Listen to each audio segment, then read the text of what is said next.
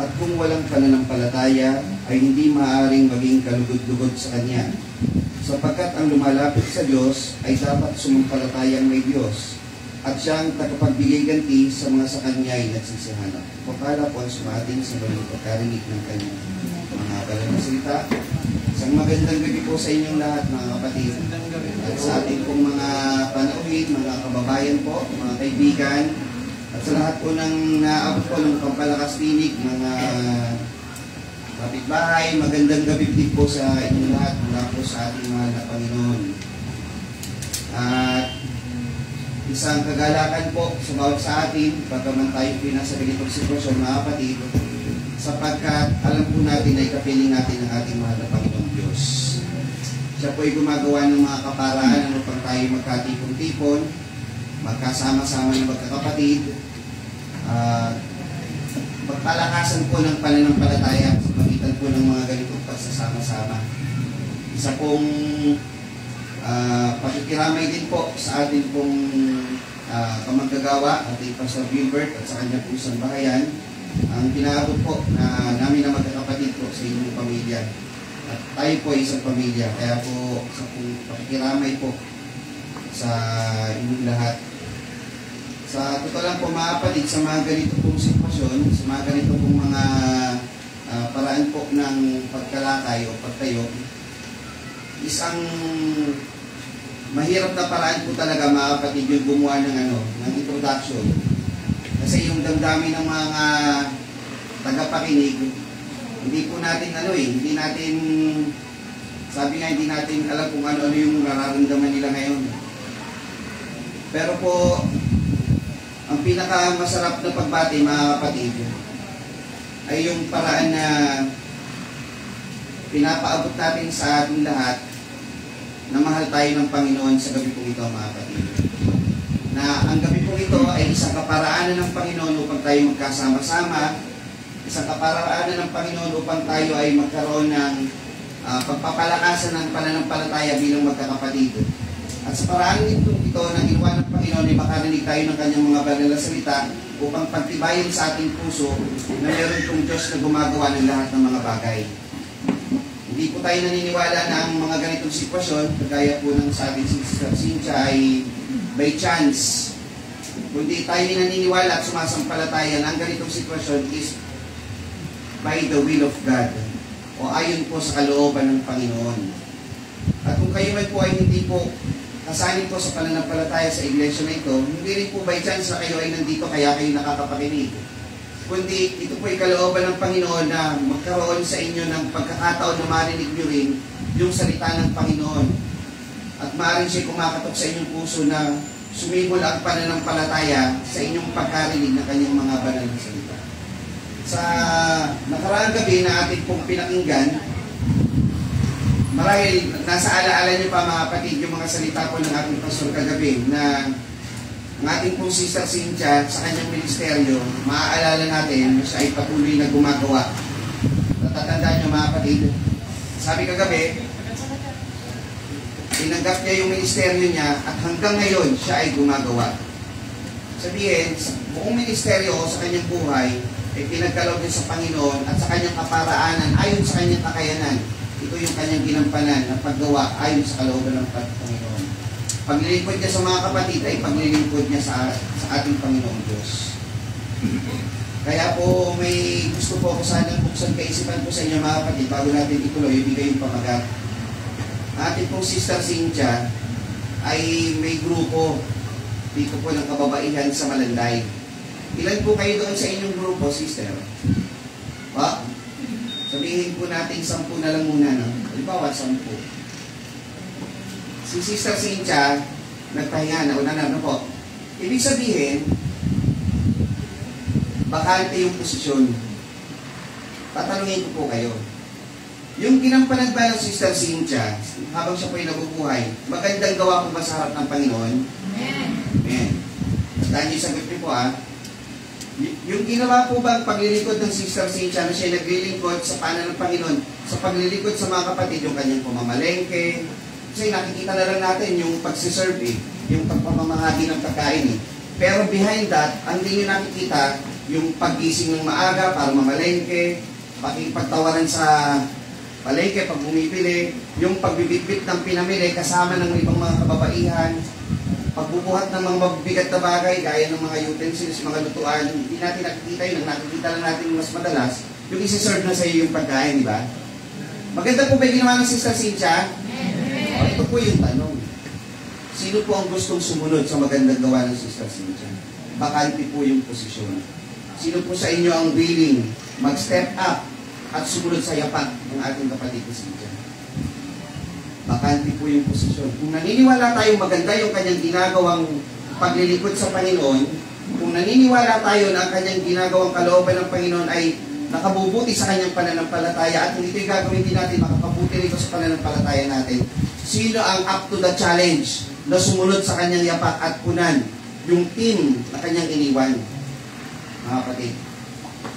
At gayon din sa ibang lokal, hindi lang po sa Malangay. Na pusang palo, hindi na sila nagtatawagan. Pag may gawain, alam na nila, kailangan ako doon. Yun po ang naiwang legacy ng Sister Cynthia. Kasama po ako doon, nakikita ko yung mga galaw po nila. Bawat gawain ng mga manggagawa, bawat gawain ng kabataan, nandun po sila. Hindi na po sila tinatawag, talagang nandun po sila.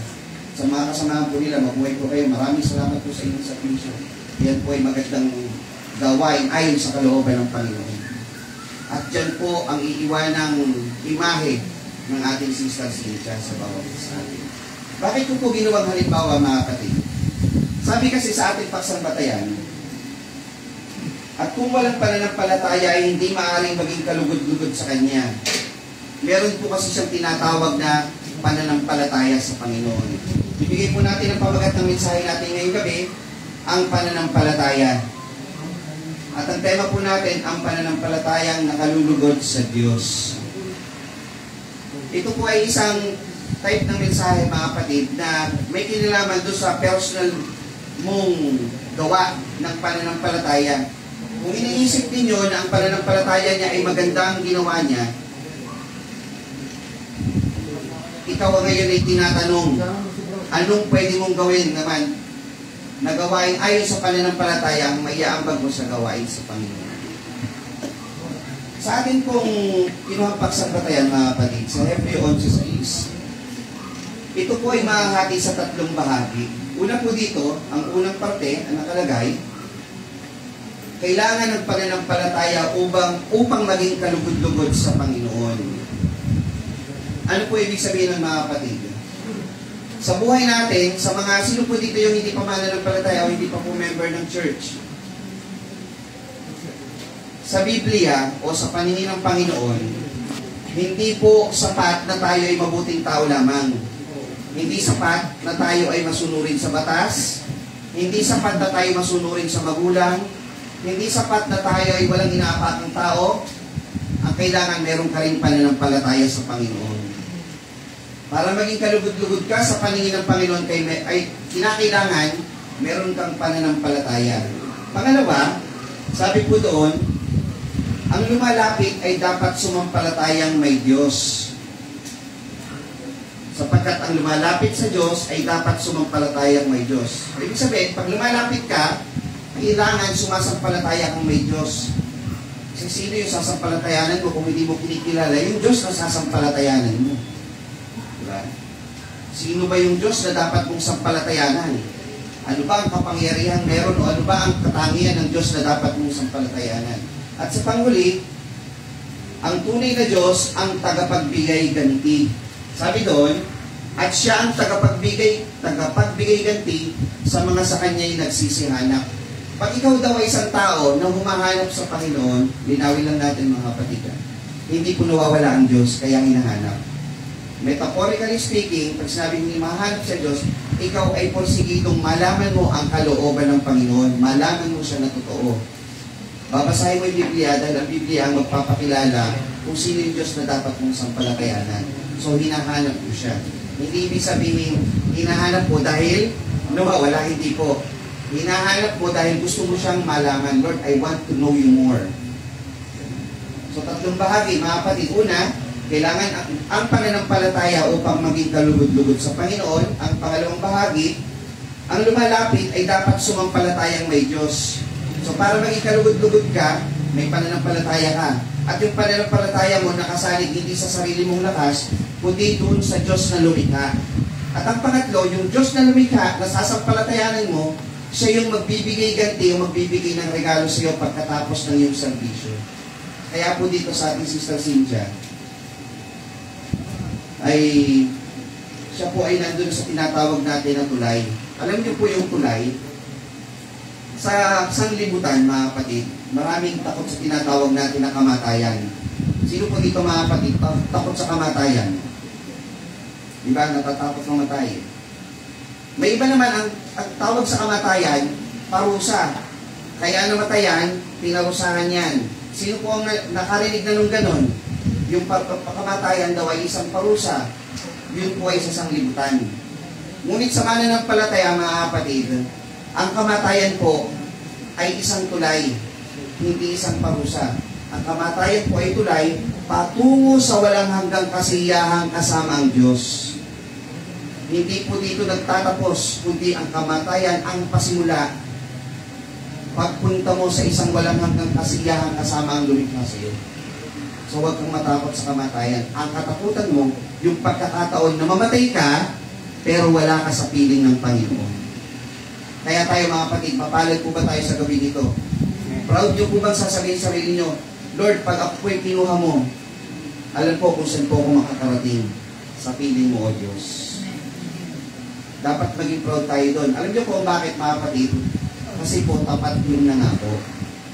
Sabi po doon sa Kapitulo 10 ng Hebreo, sa 23, bago po itong 11, sabi doon sa 10:23 na ating ingatang matibay ang pagkakilala ng ating pag-asa upang huwag mag-alinlangan sapagkat tapat ang nangako. So pag pinangakuan ka ng Diyos, kapag ikaw ay sumampalataya, magkakaroon ka ng buhay na walang hanggan, pinangako niya yon, tutupad po ba siya? Tutupad po siya. Naalala ko po yung halimbawa o ilustrasyon ng isang kasamahan po nating writer. Susulatin po kasi ako eh. Yung mga sinusulat ko naman, nakikita nyo doon sa ating Facebook page.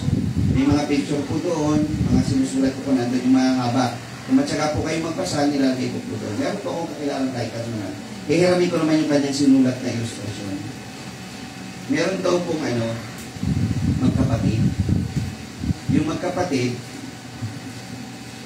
namatay yung nakatatanda sa kanya.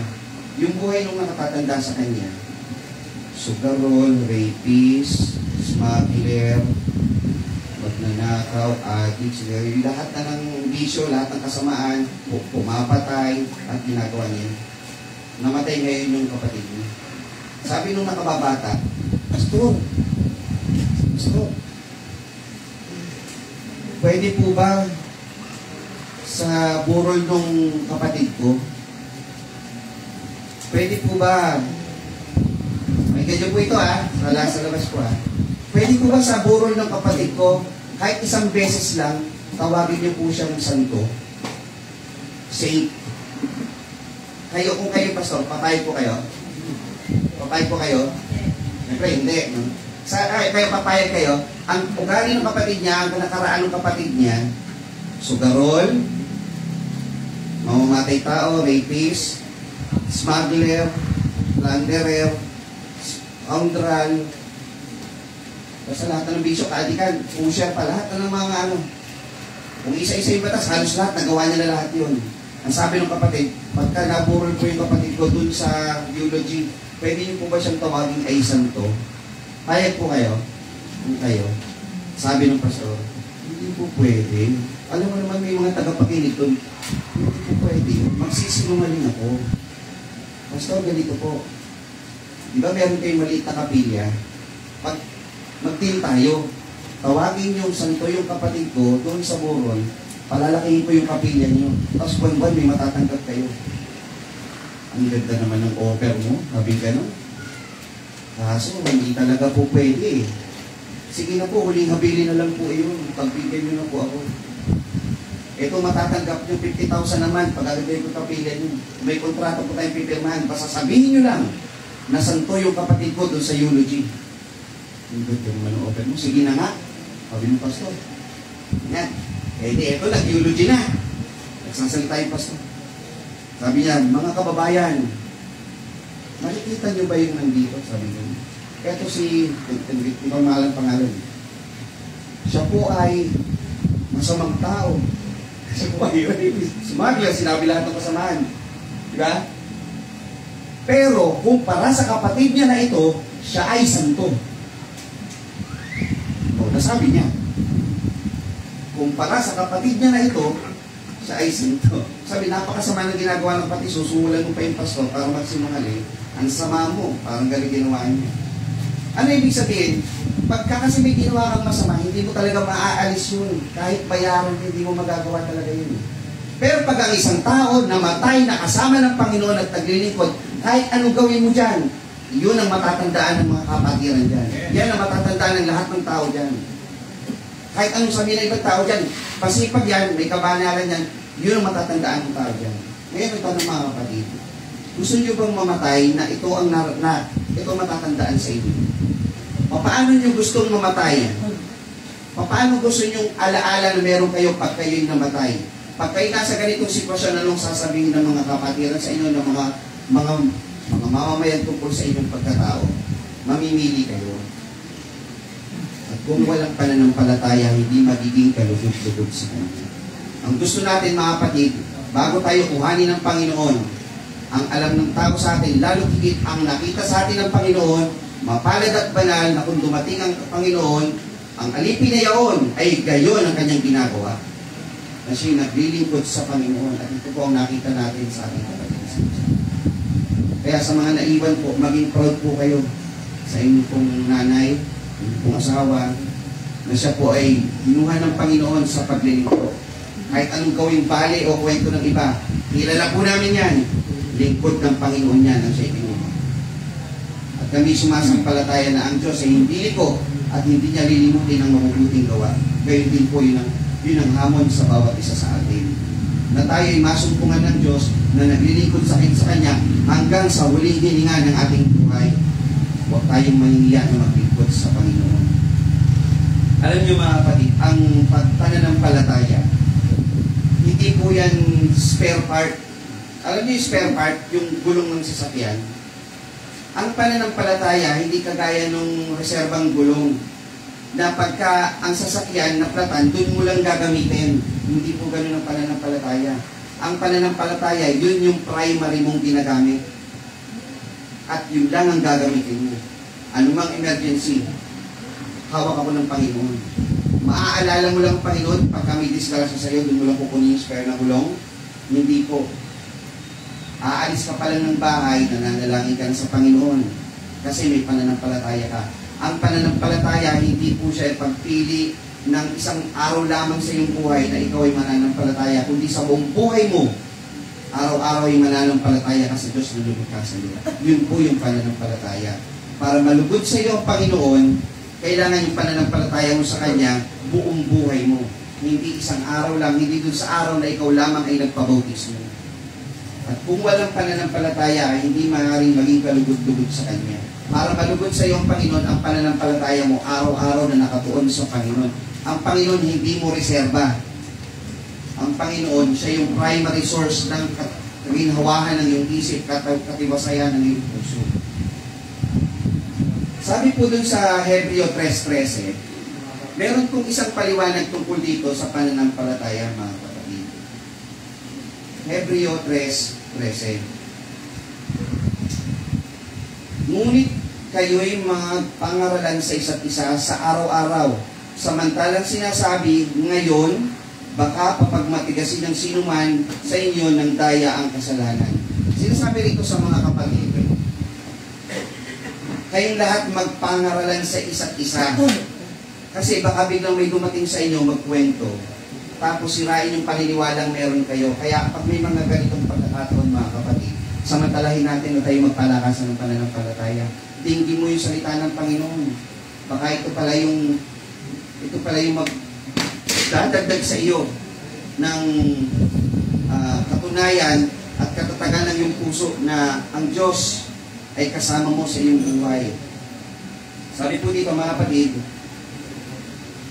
Samantalang sinasabi, ngayon, baka papagmatigasin ng sino man sa inyo ang daya ng daya ng kasalanan.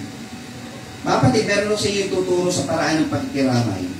Mga kapatid, pwede po, pag nakikiramay daw tayo, nabasa ko po ito sa ibang manunulat. Sabi, pag nakikiramay daw tayo, huwag mo daw dadagdagan ng problema yung by this pagkakataon yung namatayan. Pag namatayan, huwag mo daw siya dadagdagan ng problema. Tama po ba yun? Huwag mong sasabihin mas mabigat yung sa'yo. Tama po ba? Dapat, ang termino mo, ako kinaya ko, kaya mo rin yan. Pero pag ikaw di pa nakamubon, mabigat pa rin sa'yo, baka, hindi ko na nakamubon eh, ako pa kaya. O di lalong, dapat, ang sabi daw po sa mga techniques o pamamaraan ng pakikiramay, mga kapatid, ang ipaparamdam mo sa kanya, ang ipapangaral mo sa kanya, ano po? Yung palakasin mo yung kanyang loob, hindi yung gusto mo, ikaw pa yung kawaan. Dapat siya yung tatamayan mo, hindi yung siya yung tatamay sa'yo. Sa iglesia, mga kapatid, mga pangaralan sa isa't isa. May problema yung kapatid mo, ang ipapayo mo sa kanya, yung pampalakas loob sa kanya. Hindi yung problema mo rin yung sasabihin mo sa kanya. Hindi pareho na kayo nag-iyakan.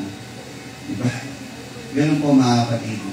Sabi dito, magpangaralan sa isa't isa. Araw-araw. Hanggat pare, mga kapatid, araw-araw. Hindi mo nakakasama yung kapatid mo sa pananampalataya, pero pag nagkita kayo, salita ng Panginoon ang ibabahagi mo sa Kanya.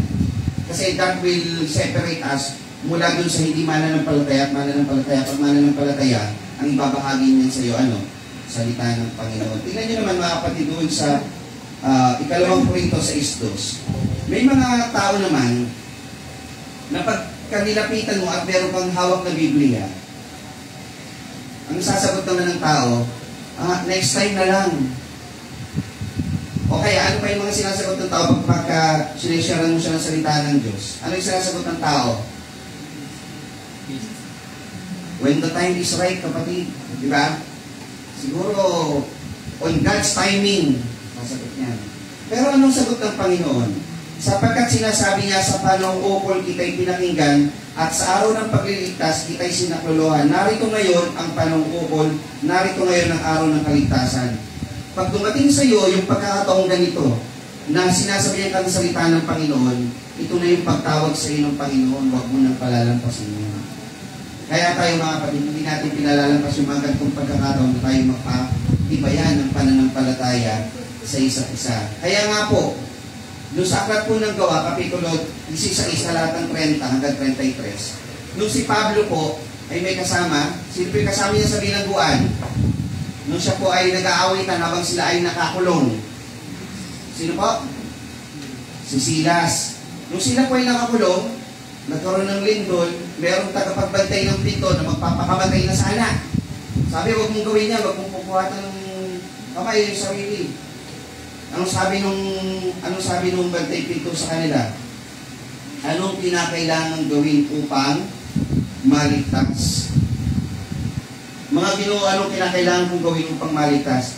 Sa pagkakataong narinig kong salita ng Panginoon, huwag mong palalampasin yun. Dahil ito na yung panawagan sa iyo ng Panginoon para magkaroon ka na ng pananampalataya. Sa araw na sinabihan siya o nakita niya yung kapangyarihan ng Panginoon sa magitan ng paghalimbawa kay Pablo at kay Silas, nagtanong na siya, nag-proclaim na siya doon, nag-decide na siya sa kanyang sarili anong kinakailangan kong gawin upang maligtas. Kaya po ang sumunod, at sa kanila ay sinabi, manampalataya ka sa Panginoong Hesus at maliligtas ka, ikaw at ang iyong sangbahayan. Sabi ng iba naman pagkat ng pananampalataya, hindi na kailangan ng bautismo. Tingnan nyo, sabi sa Biblia, manampalataya ka at maliligtas ka. Alam mo, maliligtas ka at manampalataya lang eh. Tuloy po natin yung basa. Ang sabi po doon sa 33, at sila'y kanyang kinuha sa oras din yaon ng gabi at hinugasan ng kanilang mga latay at pagdakay binautismuhan. Kasama po talaga sa pananampalataya yung pagpabautismo. Lagi po magkasunod yun, mga kapatid. So hindi po natin pag-uusapan dito yung pananampalataya lang. No? Doon lang tayo sa pananampalataya na kalulugod sa Panginoon. Pag nanampalataya ka sa Panginoon at gusto mong malugod sa iyong Panginoon, samahan mo ng gawa. Unang-una na doon yung pagpabautismo. Natanda na ikaw ay sumasampalataya sa Panginoon. Yung pag-surrender mo sa Panginoon. Pangalawa, mga kapatid, ang pananampalataya sa Diyos ay kinakailangan na manampalataya kang may Diyos. Dagdagan natin. Ang nananampalataya sa Diyos, sumasampalatayang may Diyos at ikaw ay nagtitiwala dun sa Diyos na yung sinasampalatayanan. Tama po ba, mga kapatid? Amen. Meron po sa inyo ikukwento, mga kapatid. Sa aklat po ng unang Samuel, Kapitulo 8. Hindi ko po babasahin ng buo, pero pwede naman sumaybayan po sa atin. Ito po yung panahon na ang Israel ay humihingi na po ng hari. Kasi si Samuel, matanda na. Nung si Samuel matanda na, yung dalawa sanang anak niya napapalit sa kanya sa pagiging hukom at saserdote doon sa Israel. Sabi ng mga taga-Israel, Samuel, ikay matanda na. Yung dalawa mo namang anak na dapat papalit sa iyo, hindi po pwede, masama eh. So, bigyan mo kami ng hari, gaya ng ibang bansa. So, from theocracy, na Diyos ang namumuno sa Israel, papasok na sila sa monarchy, na yung namumuno ay isang hari, gaya ng ibang bansa. Sabi ni Samuel sa kanila, ang pakiramdam niya, siya yung ayaw niyo na ba sa akin? Eh, okay naman pamumuno ko sa inyo ah. So, yung Panginoon, sinabihan si Samuel. Kwento ko na lang po yung pangyari para hindi mahaba. Sabi ng Panginoon Diyos kay Samuel, Samuel, huwag kang malungkot. Kasi hindi ikaw yung kanilang itinakwil, kundi ako. Ang Israel, bagaman nagpakita na ang Panginoon ng mga magagandang gawa sa kanila, alam niyo po ba, mga kapatid, ang Israel, binigyan ng Panginoon ng pangako. Sa aklat po ng Deuteronomio, 31, 6 at 8. Pakilagay po. Ito mga kapatid, tandaan niyo po itong verse na ito, so babalikan natin siya mamaya. Ang sabi ng Panginoon sa Israel, pangako po niya ito ha. Kayo'y magpakalakas at magpakatapang, huwag kayong matakot, hindi mangilabot sa kanila, sapagkat ang Panginoon mong Diyos ay siyang yumayaong kasama mo. Hindi kanya iiwan, hindi pababayaan kanya. Maganda po ba yung pangako ng Panginoon? Ulitin ko po mga kapatid ha, tandaan niyo maiging sakit niyo ha. Maganda po ba yung pangako ng Panginoon? Amen. May iba, nag-iingat sumagot ha. Ulitin po natin ha. Maganda po ba yung pangako ng Panginoon? Amen. Kung naisa puso sana ito ng Israel, ang sabi ng Panginoon, hindi kita pababayaan, hindi kita iiwan. Yung Israel, humingi pa rin ng hari. Kung yung Israel, nagtitiwala na hindi sila pababayaan ng Panginoon, humingi pa sila ng hari. Sabi kasi, kailangan namin ng hari para makipaglaban para sa amin. Pakiramdam nila, pag wala silang kaharap na pisikal na hari o tao, eh walang lumalaban para sa kanila. Tama po ba? Ganun yung ano nun? Ganun yung logic nun? Maniniwala po ba kayo mga kapatid sa panahon natin? Nangyayari po yun kahit po sa panahon Kristiyano. Hindi kong Lester, ano naman nangyari yun? Sino po sa inyo mga kapatid yung dumadaan na sa petsa de peligro? Ano ba yung sabihin nun? Yung ito na yung petsa, ito na yung hawak mo, aabot pa ba to? Sino po yung may ganong sitwasyon minsan? Mayayaman ito, mga kapatid. Hindi yata nakakaranas, ano? Totoo lang. Nangyayari ba sa inyo yung paghawak niyo ng pera nyo, wala nagtataas, ibig sabihin talagang umaapaw siguro ang mga pitaka nito. Ano? Ha? Wala nahawakan. Piligo pala. Di ba minsan ganon? Ang layo pa ng sweldo, wala ka nang hawak. Ubus na. Tapos may isip nyo, paano pagka biglang naputukan yung gulong, ng sasakyan mo, may lumipat na bubong, may magkasakit sa pukuan ng gamot, kahit bayad sa lang, nararanasan niya yung mga kapatid. Tapos, ito nangyari. Habang kayo nag-iisip na aabot pa itong pera na hawak mo, sino nakaka-relate doon? May nakaka-relate ba? Habang nag-iisip ka, hindi na nakaabot yung pera ko ah. Tapos biglang may nag-abot sa'yo, out of nowhere, hindi mo inaasang may mag-aabot ng ganun. May nangyari ba nun? Biglang may tumulong, biglang dumating sa'yo, either cheque yan, cash yan, o goods yan, o binalot na pagkain yan, anong pakiramdam nyo nung dumating sa'yo yun? Gano'ng kasaya? Masaya. Gano'ng kasaya, mga kapatid? Yung pasasalamat mo, gano'n? Ha? Sobra, no? Kasi, hindi mo na alam kung saan kakukuha, tapos biglang may dumating, di ba? Pero alam nyo, mga kapatid, pag nangyari po iyon, nalilimutan niyo po ito. Alam niyo po bakit, mga kapatid? Ang sabi ng Panginoon, hindi ka niya iiwan, hindi mababayaan ka niya. Nung nabasa niyo nung verse na ito, dapat nasa puso niyo na yan. Kailangan niyo pa bang mahawakan para maniwala kayong ito na yung pagpapalang igagawad sa inyo ng Panginoon? O yung verse pa lang, hindi niyo pa nahawakan, alam mo na tinugon ka na ng Panginoon. Yun ang pananampalataya. Para maging kalugod-lugod ka, magtiwala ka sa Panginoon. Kahit hindi mo pa hawak, kahit wala pang sumasagot sa iyong kapatid, kahit wala pa sa iyong sumasagot na kapamilya, kamag-anak, dahil alam mo, yung pangako ng Panginoon sa iyo, hindi ka niya pababayaan, hindi ka niya pagkukulangin. Sapat na sa iyo yun. Alam mong darating sa iyo ang tulong dahil tinugon na yun ng Panginoon. Yun ang pananampalataya. Hindi ka naaasang kailangan hawak mo pa. Yung enthusiasm mo nung hawak ka, hawak mo yung tulong na dumating, kapareho ba yun ang enthusiasm mo nung nabasa mo pa lang yung verse. Kaya ang Israel, yung enthusiasm nila sa sinalita ng Panginoon, mababa. Ang enthusiasm nila kailangan may makita kaming hari. So sa atin mga kapatid, ang pinatatanong ko ngayon, ang pananampalataya sa Diyos ay kailangan sumampalatayang may Diyos. May Diyos tayong hindi nakikita, pero sumasampalataya. Totoo yung Diyos na ating sinasampalatayanan. At yung Diyos na ito ay tinitiwalaan natin. Na kahit di natin siya nakikita, nakikita niya tayo at alam ng Diyos yung ating pangangailangan. Kaya anong gagawin mo? Yung pananampalataya mo, yung paglilingkod mo sa Panginoon, tuloy pa rin. Kasi naniniwala ka, may pangako ang Diyos sa iyo. Yun naman yung number 3. Ang sumasampalataya sa Diyos ay naniniwalang may Diyos na tagapagbigay ganti sa Kanya nagsisihanap. Yun naman po yung pangatlong parte ng 11:6.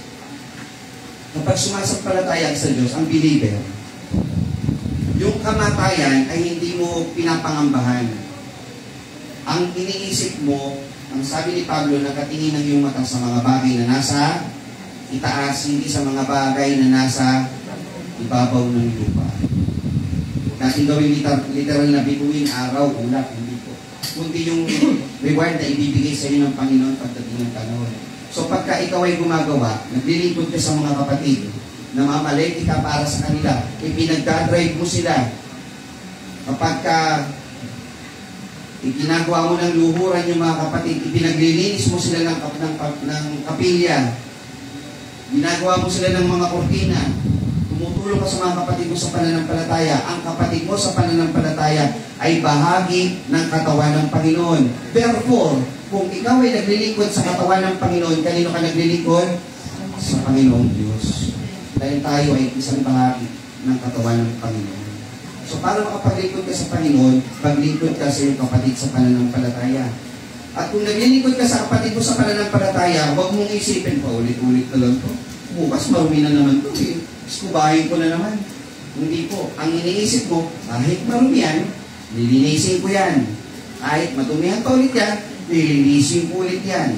At kahit dumumi ulit yan, lilinisin ko ulit yan. Bakit po? Kasi ang tinitingnan mo ay yung mga bagay na nasa itaas. Hindi yung pagod mo rito sa baba. Yan ang paglilingkod sa Panginoon. Dahil iniisip mo may ganti ang Panginoon sa lahat ng yung ginagawang paglilingkod. Ang paglilingkod sa Panginoon, mga kapatid, hindi yung nung araw nagawa na namin yan eh. So sila na lang. Hindi, hanggang ikaw ay nabubuhay araw-araw, tutuloy-tuloy mo yung paglilingkod sa Panginoon. Bakit po mga kapatid? Sabi nga kasi, mapalad at banal na kung dumating ang Panginoon, ay gayon ang kanyang ginagawa. Ibig sabihin, ang ganda ng ginagawa mo, tumigil ka, tapos nung kadinata ng Panginoon, kawawa naman. Paano naman dito sa mga nakakarinig naman natin na hindi natin kapananampalataya? Wala kayo sa pananampalataya ngayon. Narinig niyo yung salita ng Panginoon, tinanggap niyo. Tumating ang pagkakataon sa inyong buhay, kinuha kayo ng Panginoon. Saan kayo mapupunta? Tinanggap niyo ang Panginoon sa inyong puso. Ang mahalaga, yung kamatayan ng banal. So huwag natin katatakutan yung kamatayan, mga kapatid. Ito'y isang tulay, papunta sa walang hanggang kaligayahan kasama ng Panginoon. Ang sabi po kasi dito, mga kapatid, sa aklat po ng 2 Korinto 5:8. Isang napakagandang talata po ang binigay ni Pablo sa mga taga-Korinto na nagbibigay sa kanila ng encouragement na manatili sa pananampalataya. Ang sabi, na malakas ang loob namin, ang sabi ko, at ibig pa nga namin na mawala sa katawan at mapasatahanan na kasama ng Panginoon. Ano ibig sabihin ng mawala sa katawan? Yung mamatay. Kasi itong katawan natin, iwanan mo ito eh. So, kahit kami, o ibig pa namin na mawala sa katawan, ang gusto namin mapasatahanan ng lumikha. Sabihin, yung kamatayan, hindi po yung parusa. Ang kamatayan, yun po yung tulay, papunta doon po sa walang hanggang kasiyahan kasama ng Panginoon. Ang nilalayan po natin sa mga ganitong pangangaral, mga kapatid, ay bigyan ng spark ang inyong puso. Sino po ba yung Diyos na dapat kong sampalatayanan? At pag nakilala ko na siya, huwag ko nang palampasin ang pagkakataon. Ako'y sasampalataya, tatanggap ako sa Panginoong Yesus. At kung ako'y mananampalataya na, hindi ako aalis sa piling ng Panginoong Diyos. Kahit anong pagod ko, maglilingkod ako sa Panginoon. Yan po ang ating prinsipyo sa buhay. Dahil inibig tayo ng Panginoon.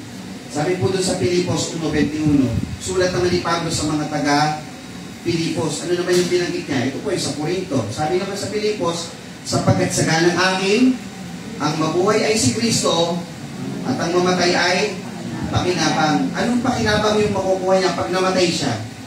Kapatid, yung buhay na walang hanggan.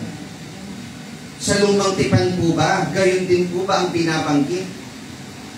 Kapag ikaw ay namatay, o pag ikaw ay napunta na sa ikalawang yugto ng iyong buhay, ang sabi po dun sa awit 16:11, sabi naman po ni David, meron po tinatawag na everlasting joy. Yung ituturo sa akin ang landas ng buhay. Nasa iyong harapan ang kapuspusan ng kagalakan. Sa iyong kanan ay may kasayahan magpakailanman. Gusto niyo bang marating, mga kapatid, yung tinatawag na kapuspusan ng kagalakan kasama ang Diyos? May biruan po, mga kapatid. Sabi daw, ito po ano lang po alam naman natin sa Hebreo, ang sabi, sabay-sabay yung pagkabuhay na maguli, di ba? Ano po? Ito ay ano lang naman, kasiyahan lang naman, tayo-tayo lang naman, mga kapatid. Si Boy Castro, Noel Sr., Ronnie, Topeng, Jumel, hindi daw sila magugutom sa langit eh. Alam niyo po bakit? Bakit po? May naghahanda na po ng merienda sa kanila doon, doon ang kasinche. Tingin niyo, mga kapatid. May magtitimpla na ng kape sa kanila doon eh. Tama po ba? Oo, yun. Ibig sabihin, mga kapatid, bagaman alam natin na sabay-sabay yung pagkabuhay na maguli, maging kasiyahan lang sa atin na maisip yung mga positibong bagay. No? Katuwa sa isip natin. Palagay ko, yung mga naunang namatay, ng mga lingkod ng Panginoon, nagkakapihan na yun eh. Pero sila kasama doon, naghahanda na ng merienda sa kanila. Palagay ko, nagpapansit pa sila yun eh. Ano po? Naka-styro. O naka-paper plate. Hindi naman po ganun talaga ang setup po sa Biblia. Alam natin, parang kasiyahan lang sa atin, no? Nakatuwaan lang na isipin natin para tayo maaliw na ang lingkod ng Panginoon, alam natin kung saan pupunta. Maging masaya tayo, mga kapatid.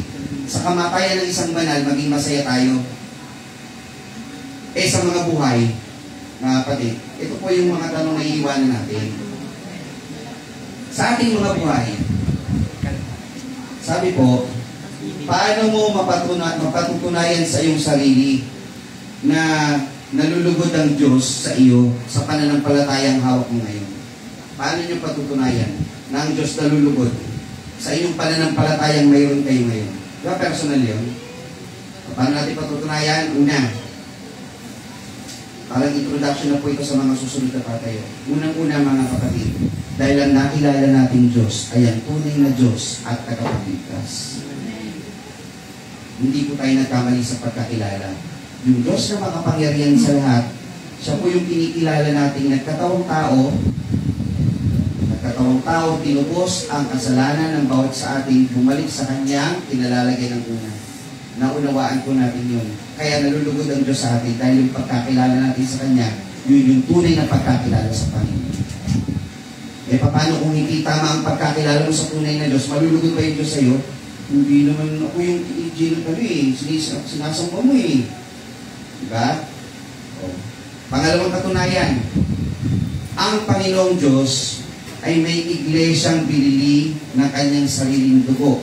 Isa lang po ang katawan na Kanyang ililigtas. Kayo po ba'y nasa tamang katawan na ililigtas ng Panginoon? Amen. So ang Diyos malagagalak sa bawat isa sa atin dahil nandun tayo sa tunay na katawan. Ito yung iglesia ililigtas ko, nandun ka sa iba eh. Paano ko magagalak sa iyo? Diba? So mapapatunayan natin. At tayo ay kasama ng Kanyang mga banal na tunay na nagpupuri at dumuluwalhati sa ating dakilang Diyos at tagapagligtas ang ating Panginoon Jesus. Marami pa po tayo pwede ito kayong sabihin para sabihin natin tayo ay nasa kagalakan ng tunay na pagkakilala sa Panginoon. Pero primary mga kapatid, yung pagkakilala natin sa nag-iisa at tunay na Diyos. Mapatutunayan natin yun. At tayo, sa ating sarili, tumanggap tayo sa bautismo, tumanggap tayo sa pangalan ng ating Panginoon Jesus na siya yung ating dakilang Diyos na tagapagligtas. Kasi kahit kilala mo siya, hindi mo naman siya tinatanggap, paano matutuwa ang Diyos sa iyo? Tanggapin mo siya. Eh, tinanggap niyo ba mga kapatid? Okay. So, yun ang katunayan na nalulugod ang Panginoon sa pananampalataya. Pananampalatayang mayroon kayo. At ang ultimate doon, mga kapatid, ay madatnan ka ng Panginoon na yun ang iyong ginagawa. Nananatili ka sa paglilingkod sa Panginoon. Pangalawa, kung datnan ka ng Diyos ngayon, secured na ba ang kaluluwa mo? Mga kapatid, kung dumating ang Panginoon sa buhay mo ngayon, secured ba ang inyong kaluluwa na maliligtas kayo, mga kapatid? Ngayon siya. Di ba mga kapatid, tapat ang nangako, pag sinabi ng Diyos, maliligtas ka, nasa piling ka ba ng Panginoon? Amen. O, ba't kayo nag-aalinlangan? Dapat buong loob mo. Sabi ng Panginoon, liligtas tayo ng Panginoon dahil tinanggap natin siya, ililigtas niya tayo. Dahil hindi ang Panginoon sa pangako niya sa atin eh. Dahil tayo nandito. Naglilingkod tayo sa Panginoon. Tapat siya eh. Eh, bali kung may ginagawa ka sa labas na hindi ayos sa kalooban ng Panginoon. Dahil hindi malakas ang loob mo. Pero tayo, malakas ang loob natin. Kasi nasa piling tayo ng Panginoon. Eh, yung hindi pa sumasampalataya, ganito po mga kapatid sa ating pagtatapos. Babasahin natin yung ating pagsambatayan muna. Bago po yung ating pagtatapos na pananalita. Hebreo 11:6. At kung walang pananampalataya ay hindi maaaring maging kalugod-lugod sa Kanya. Sapagkat ang lumalapit sa Diyos ay dapat sumampalatayang may Diyos. At siya ang tagapagbigay ganti sa mga sa Kanya'y nagsisihanap. Alam niyo po ba kung paano ang pag-ibig ng Panginoon? Nailagay ko na po ito dun sa page niyo. Meron daw isang hari sa isang malayong kaharian. Naglagay po siya ng isang decree. Presidential decree. Ang sabi niya, lahat ng magnanakaw, mahuli sa aktong nagnanakaw, ahampasin ng 100 ulit sa likod. Yung latay, yung panlatay po, talagang may may hiwa talagang mangyari. 100 beses. Marinig mo man yung batas, o hindi mo man marinig, basta ikaw inaakto ang nagnanakaw, kasi talamak yung pagnanakaw sa kanilang kaharian eh. Nagpigilan siya ng matinding pag-usap. 100 na nakakaw. Ngayon itong hari, marami siyang anak. Pero meron siyang isang anak doon, na babae, nakapagnakaw ng maliit na bagay. Naaktuhan. At yun pa ang kauna-unahang malalapatan ng parusa. Kung kayo yung hari, anong pakiramdam niyo siguro? Ano ba naman ito? Dapat Kahapon ka na lang, hindi ngayon. Ngayon ako nagbigay ng ng batas eh. Kung kahapon mo nagawa, absuelto ka sana. Di ba? Ngayon ko nabigay, tapos kanina ka, gumawa. Sabi nung, hari, dahil pinirmahan ko yan, tutuloy natin yung pagpaparusa. Ngayon, yung anak niya, maliit pa, babae, balik-balik na ito, pahit ka pa yan. Makatawin ng 100 ulit. Ang sabi ng hari, sabi doon sa matador, nakatawin mo siya, sentruhin mo kailangan 100 ulit, huwag mong hihinaan, kahit anak ko yan, lakasan mo. Sabi gano'n, sige po, sabi ng matador. Pero bago mo siya hatawin, hindi gagawin muna ako. Ginawa ng hari, tinanggal niya yung kanyang, yung makahari ng damit. Niyakap niya yung anak niyang babae. O, hatawin mo na siya. Hatawin mo na yan ako. Kayo po yung tatamaan.